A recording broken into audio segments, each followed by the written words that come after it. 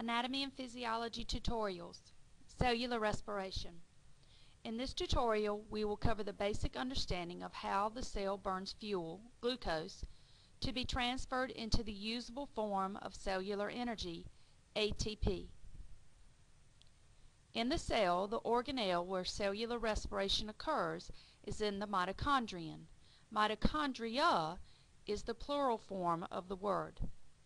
Mitochondria are composed of two membranous sacs.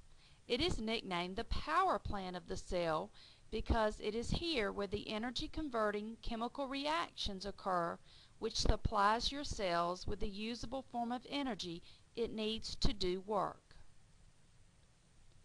Cellular respiration involves the catabolic reaction of breaking down glucose, where chemical energy is stored in its covalent bonds. The red line between the two carbon atoms in the glucose molecule indicates the covalent bonds where chemical energy is stored. The energy is released when these bonds break. We might say that the glucose molecule is the fuel which is burned. You know that when a fuel is burned, oxygen must be present. You may have seen a candle burning, and to put it out, a snuffer is used. The fire is smothered, removing the oxygen so the burning process ends.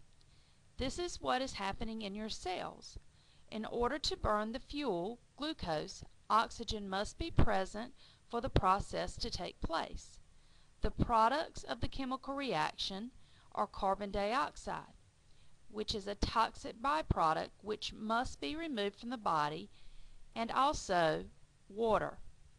Some of the energy that was released by burning glucose is now transferred and stored in ATP molecules.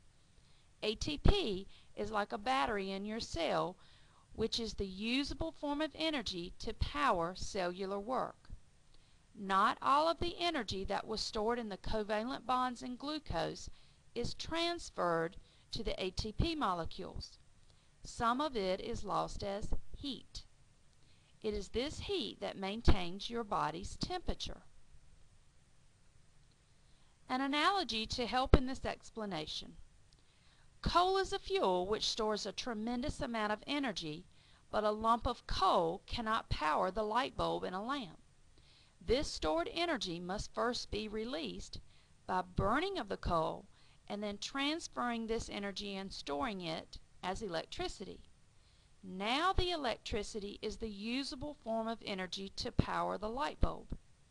Just as glucose is the fuel that is needed to power cellular work, it is not the right type of energy.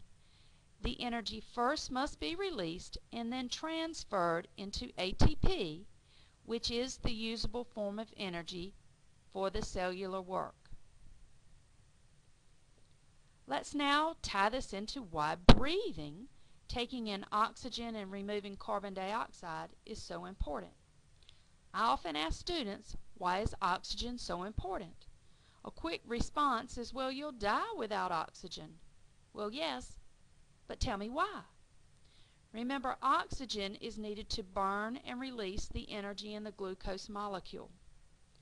If a person is not inhaling oxygen, then the energy in glucose cannot be released, which would drop the number of ATP molecules being generated.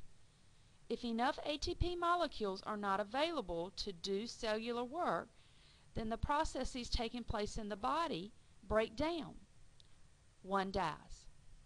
Also remember that byproduct, carbon dioxide. It must be exhaled from the body. If not, it could build up to toxic levels, which could become lethal. This concludes our tutorial on cellular respiration.